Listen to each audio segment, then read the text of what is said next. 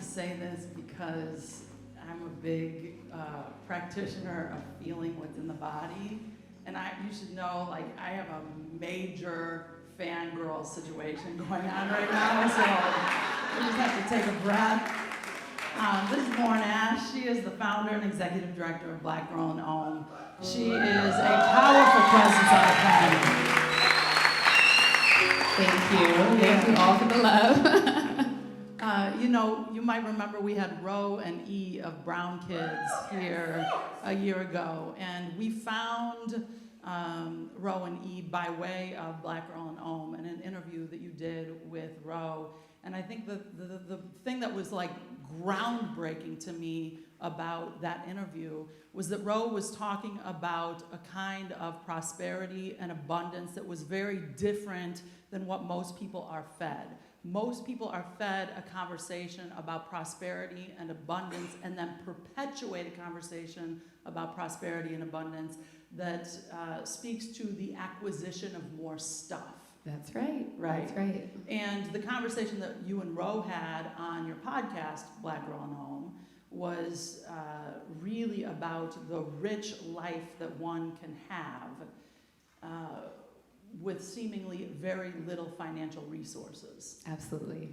And I think what I appreciate about the work that you bring to the world, Lauren, is that you are birthing a new conversation. You're birthing a new paradigm. And when you and I talked about doing this 4 months ago, what came through in the conversation was this theme, Midwifing Change. Yes. And really it was inspired by you with the intention of honoring your work. You know, I'm getting too much stuff back here, right here. Thank you.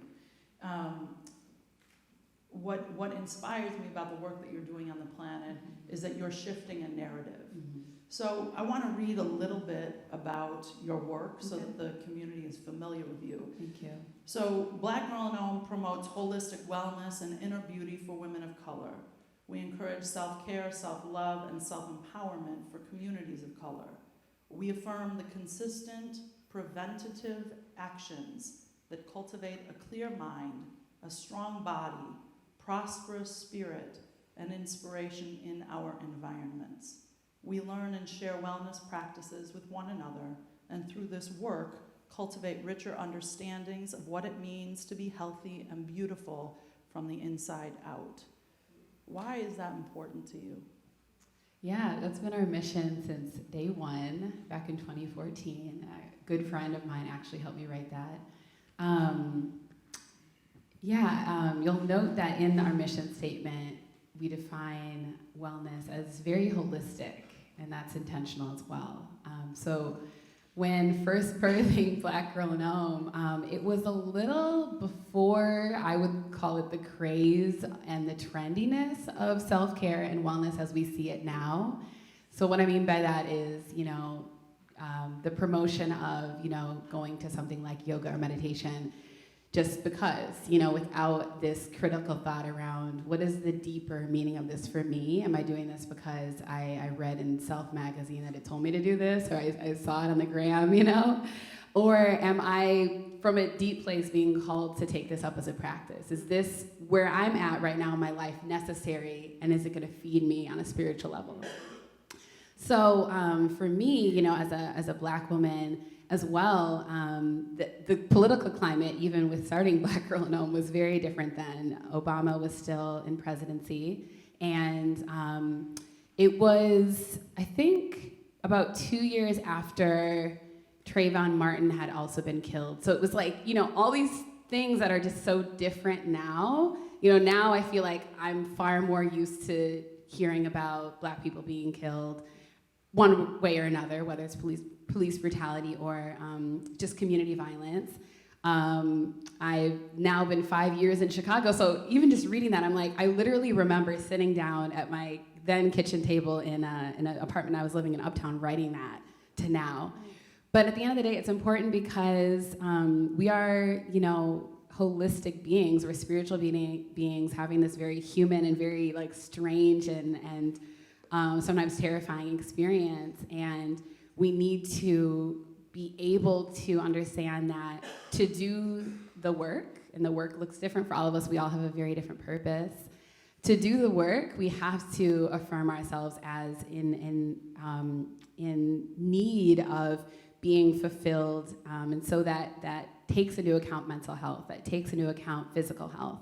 In order to fulfill our purposes, I believe that we have to be filling ourselves up first, and that is not easy, That's it's the opposite of easy. It is an intentional practice that takes ongoing attention and cultivation and a lot of reminders, but I've met a lot of people who are in kind of the activist space or who are working for amazing causes who don't believe that self-care is important, and I always come back to that really powerful Audre Lorde quote and consideration of self-care is not self-indulgent.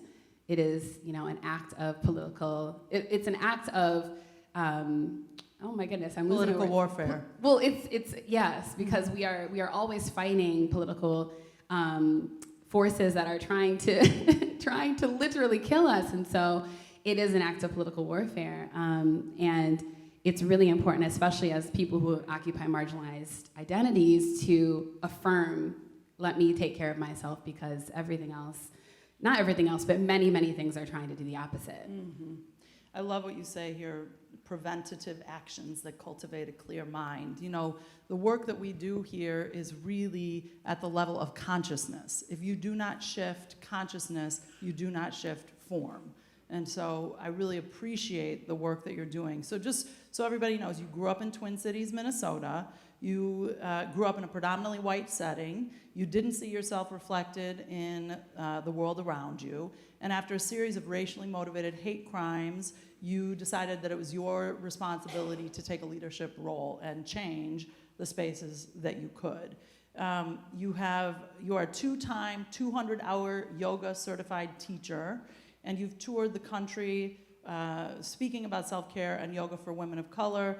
In case you want to know, she has been seen in Girl Boss, Glamour, Mind Body Green, Teen Vogue, Thoughtfully Magazine, Well and Good, Crown Magazine, Elle, Essence, Forbes, and just a handful of other publications and platforms. You're on the wellness committee for South by Southwest, and I'd like to read the affirmation from your website, if that's okay. Which you helped and inspired, so thank you. Right. Which you just found out this morning. Yeah, also. I didn't know that. I am my grandmother's child. I am my mother's daughter. I exist as a spiritual and creative doula for the vision of women of color, entrepreneurs, creatives, artists, and world changers. I create space for women of color to breathe easy through holistic wellness, mindful lifestyling, and intentional living. I do this largely through directing Black Girl in Om, as well as through my life philosophy and the values that I express continuously through interactions in my daily life. I continue the legacy of my ancestors, the matriarchs who always and forever nudge us lovingly onward. And so it is. And so it is. Yeah, Lola asked me a question months ago when we were preparing for this conversation about what is your purpose on the planet? And then I was like, oh, I should actually just write that down, So often we get these questions and we just kind of talk off the top of our head, but I put pen to paper and that's what came out. So and I appreciate you. Yeah, I appreciate you too. One of those matriarchs is in the room. Your mom's here today. Yes, my mom is here. Yeah.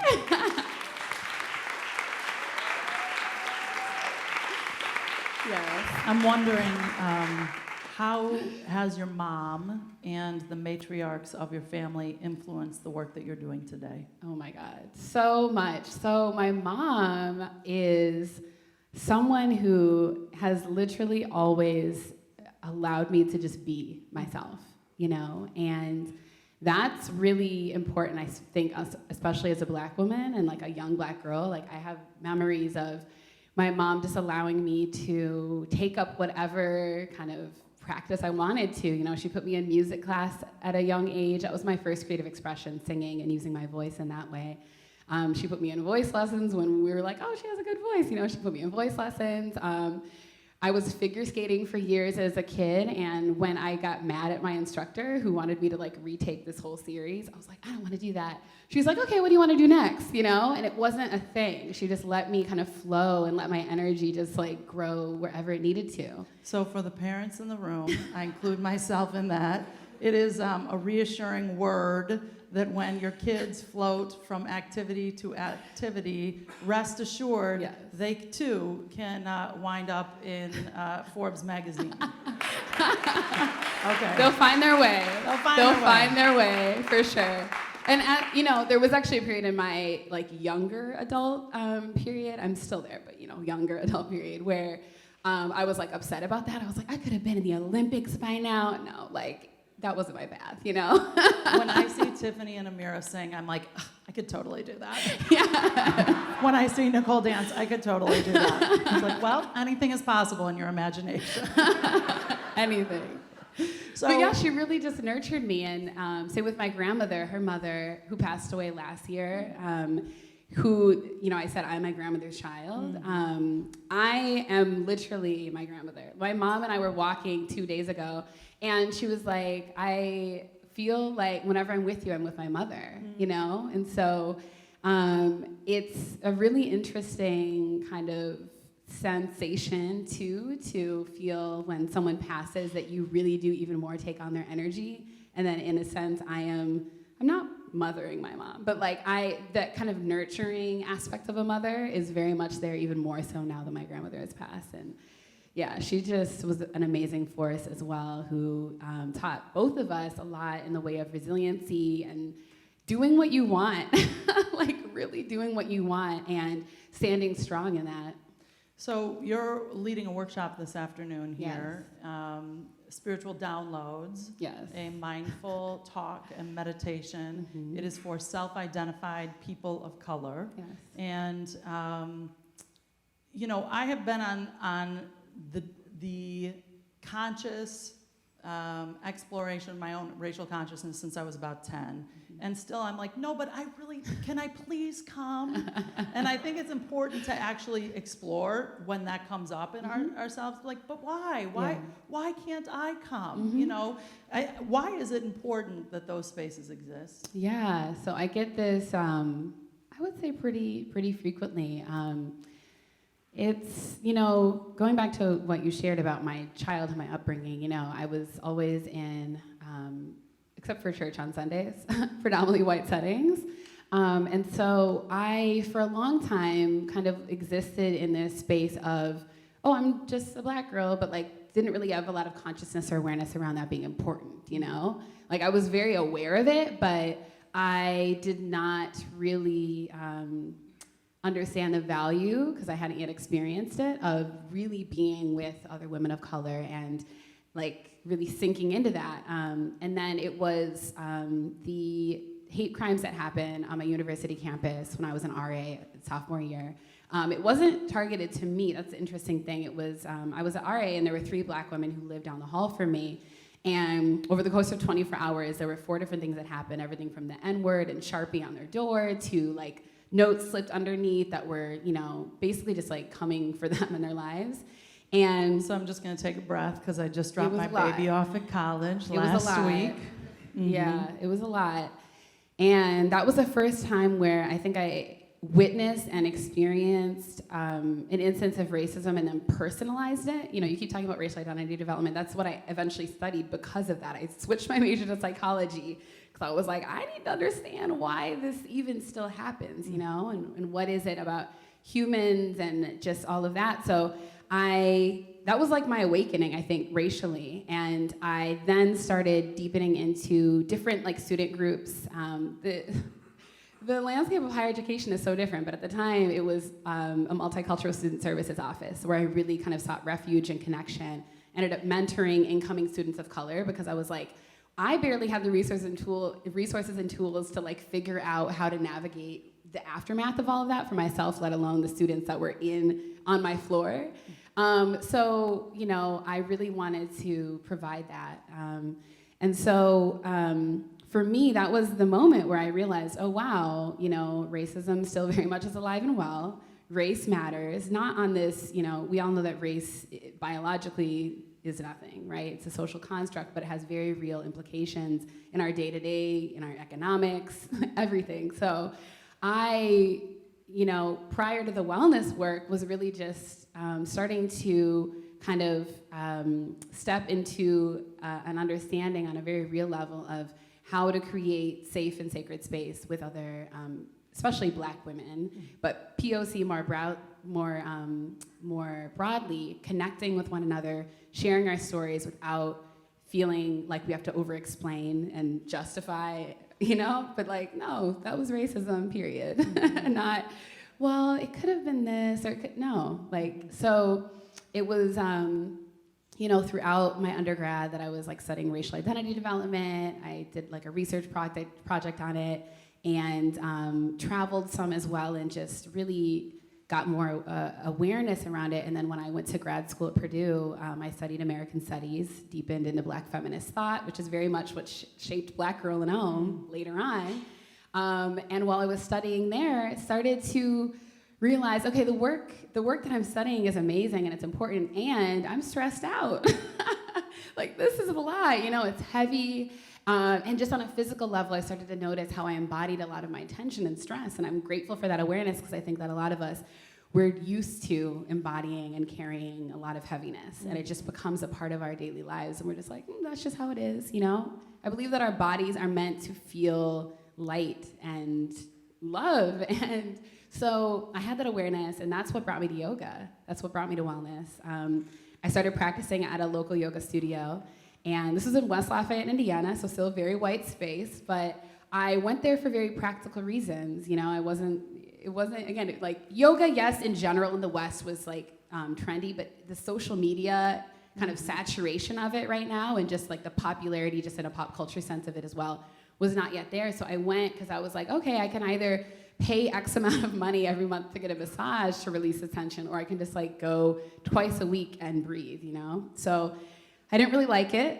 I was just going. And over a few months, I was like, okay, there's something to this. There's something more holistically that's benefiting me from this practice.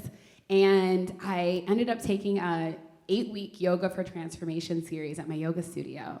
And that was what led to, oh wow, this is a philosophical practice. This is a spiritual practice. We learned about the 8 limbs of yoga, asana, the physical aspect of yoga, which I'm sure most of us know, even if we haven't practiced it, is just one of those 8. And so I was really stepping into now what I know is my other passion, wellness. And I, at the time, had no idea that I would start something called Black Girl in Om, but it was just another layer of my journey. So, if you identify as white and you are in wellness spaces, it might not occur to you how white those spaces are.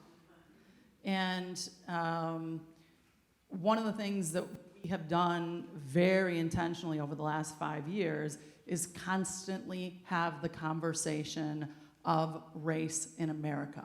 And it agitates people. I understand. Some people are like, oh, thank you, God, finally. And others are like, this is super annoying. It's annoying because you don't actually have to confront it regularly, so then when you are asked to confront it, it occurs for you like a burden. And I'm really devoted to having the conversation, because I think it's actually the most important conversation this country needs to be having. And until we have the conversation in a comprehensive way, nothing else is going to shift.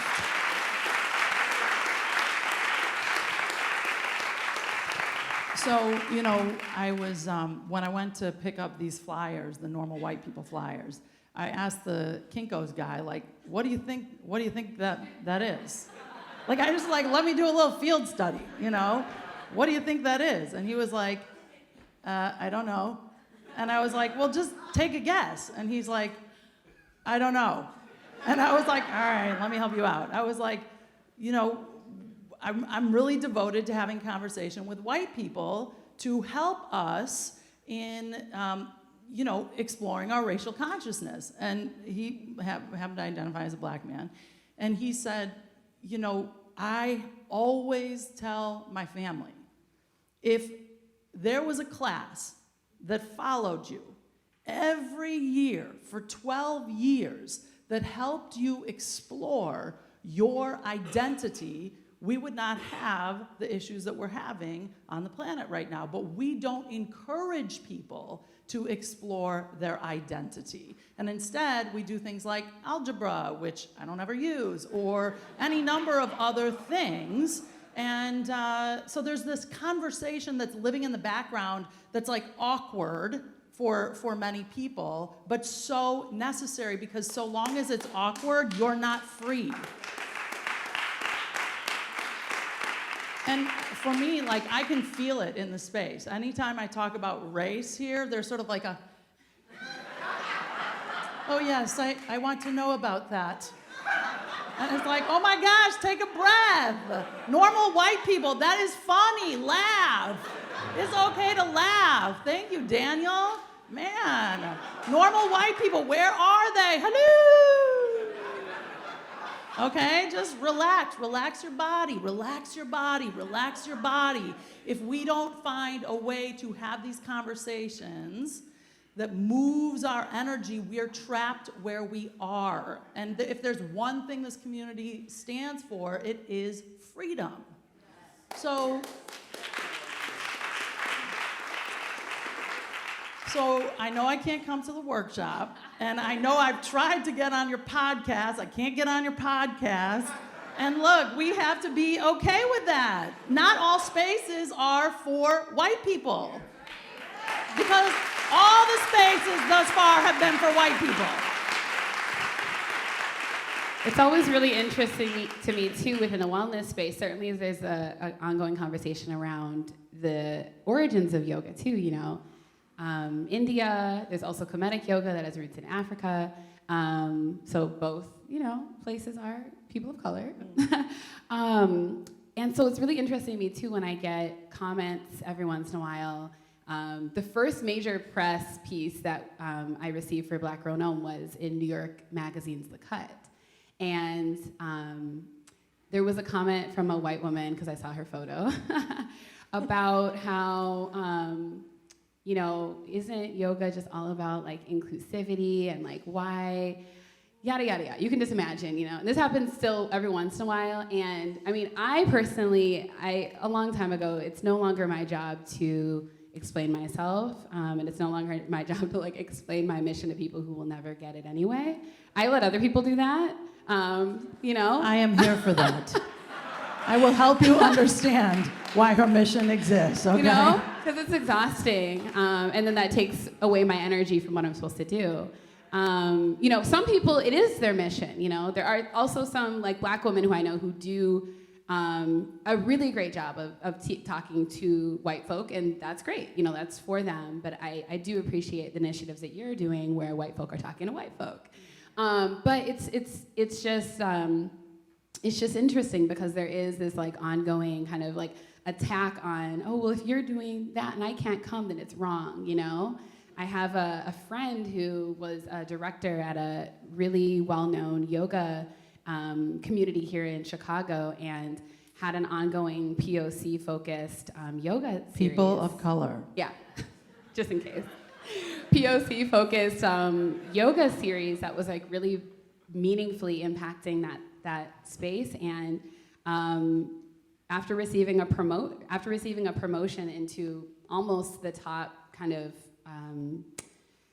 position at that space, was told, okay, well, you actually have to take away that series because we've received a number of complaints around this. And, you know, she eventually left after speaking her truth, which was amazing and brave.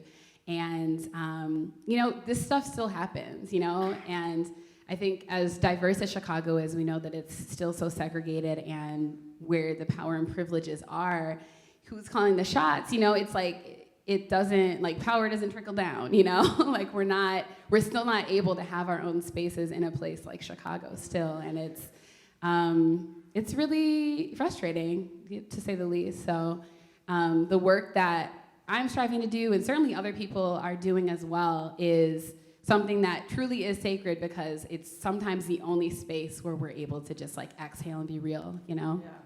So, I want you, if you're not already registered for Lauren's workshop this afternoon, I hope that you'll attend her workshop because it's important that these spaces exist. And it's important that Bodie knows itself as a space that asserts this as existing. Someone has gifted a number of spots into her workshop. So if money is or was the reason you weren't registered, you know here that money has no thing over one's ability to get anything done. If I had let money be the thing that Yes, prevented absolutely. me or gave me access, I would be nowhere. So, when you think of the time that we're living in and your personal, like as both a community leader, because self-care as a community leader becomes a whole other thing. We have a lot of leaders in this community. So people who lead within this community, people lead beyond this community. How do you make sure that you tend to your inner space when there are so many demands on your time, your talent, your energy?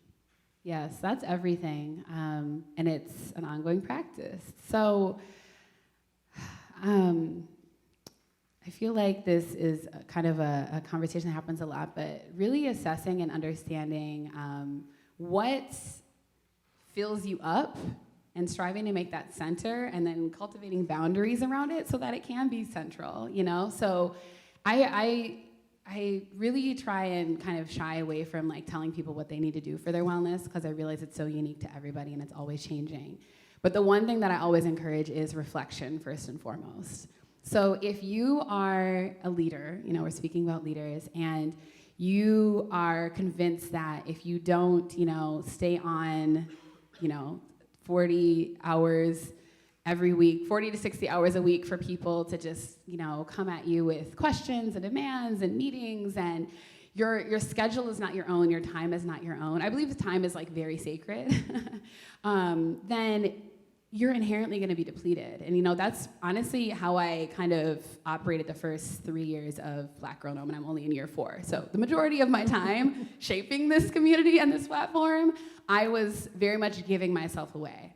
And beautiful things still happened, right? And I, thank God, was able to facilitate transformations in other people's lives and really helped shape this ongoing movement of healing and self-love. But I, more often than not, I think was still like drained. And again, like I was not my own, And so December of last year, due to a series of very serendipitous things, which is how my life works, like that song that they were singing earlier about just saying yes, like that's my life, like me saying yes to God always pulling me to a deeper place with my purpose. And I basically said yes to going and doing another yoga teacher training, which was like an immersion style, everyday yoga If meditation. you don't follow her on Instagram, I encourage you to. It's amazing. I actually wanted to ask you about that because I was with my girl Eileen the other day, who is a vegetarian, and I said, honey, does it bother you that I enjoy meat like I do? And she said, well, it is curious to me how enthusiastic you are about your eating of meat. Like, it's like really, like I've never seen anything like it. There's like an enthusiasm when you bite into the meat. And I'm like, I don't know. I don't know what to say to that. Like, it's sort of true, And I really am like conscious about it. Like, I know where my meat is sourced. I know who farmed it. I bless it. Thank you for your life, et cetera, et cetera. Are you still eating plant-based foods? Yeah, so I'm plant-based, keyword plant-based. Okay, I started eating seafood again about 3 months ago. Okay. Yeah, but she's asking that because also the whole yoga experience, the whole month of December in LA was completely plant-based, so vegan, as many people recognize it. And it was a cleanse. That whole month was a cleanse, though. I was living my best life, truly. I was literally by the ocean. I saw the sunrise every day. I saw manatees and dolphins every day. I was eating plant-based, meditating, detoxing on every level, and it was all in a community of women too, mostly women of color. And that was the month where I received so much clarity around truly making self-care central no matter what. So for me, that looks, again, I'm not perfect, but for me, that looks like having my mornings, because as an entrepreneur, I'm really blessed to have my time be my own. So why was I acting like it wasn't before? You know, we're conditioned to do that. Your time really is your own. Yeah. No one is doing anything to you. Mm-hmm. You are doing things to you. Okay. Yeah, and it's hard, right? So I hope that you don't hear me say these things and are like, oh, it's easy for her now. So It's easy for me, but it's easy for Lola. So yeah, so the first few mornings of the day, I really love to allow myself to set the whole tone for my day. So I'm really big on intentions. If you do follow my journey or we're friends, you know this. I really appreciate setting intention when I start the day. And that could literally be a verbal intention, or me writing it out, or how I choose to show up to the day energetically. I'm always listening to Beautiful Chorus. If you don't already listen to them, wow. Yes? Okay. Beautiful Chorus. I don't met know them. it. Oh my God. those are people? Yes. Okay, beautiful chorus. So I just, mantras, affirmations, I just feel like we're constantly being bombarded with a lot of messages that our spirit does not need, Yes. but is Hysteria. actually addicted to. Hysteria. Yes. And so by constantly filling myself up in the morning with music that is either at a certain frequency or has messages that affirm me, like literally my life has changed simply from doing that. I journal.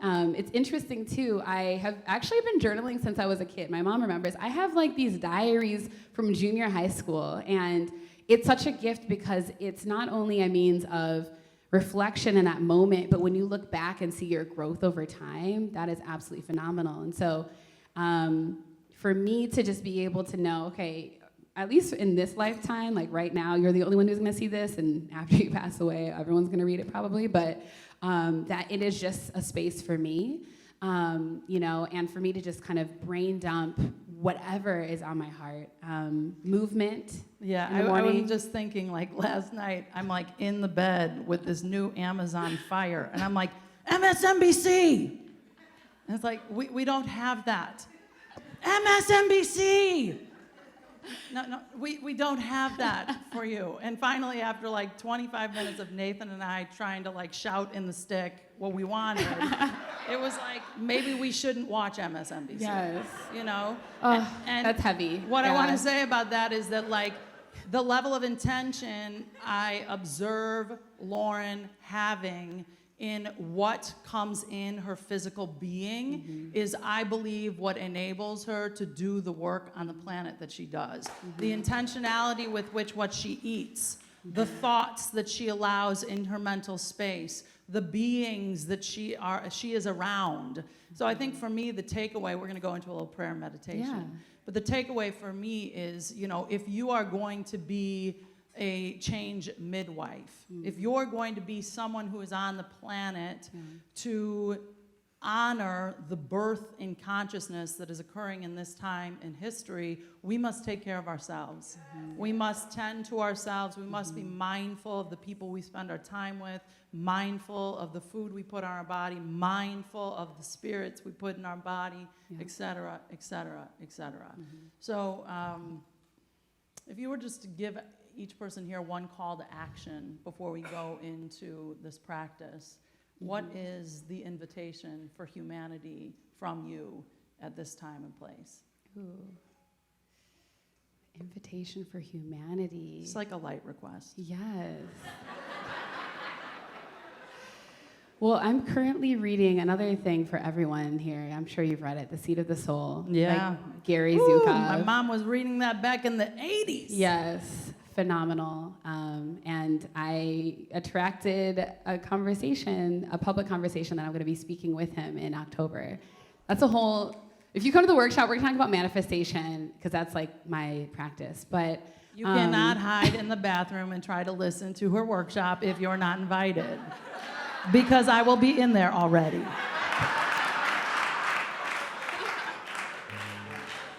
So I've been thinking a lot about the soul because of that. And so I would say like and also I study a lot of Buddhism, I would say one of the biggest invitations that all of us should step into as we can is really getting in touch with our soul and our just inner life way more than this outer kind of facade. Yeah. We get so distracted. And so just getting and sinking into your soul. Sinking into your soul.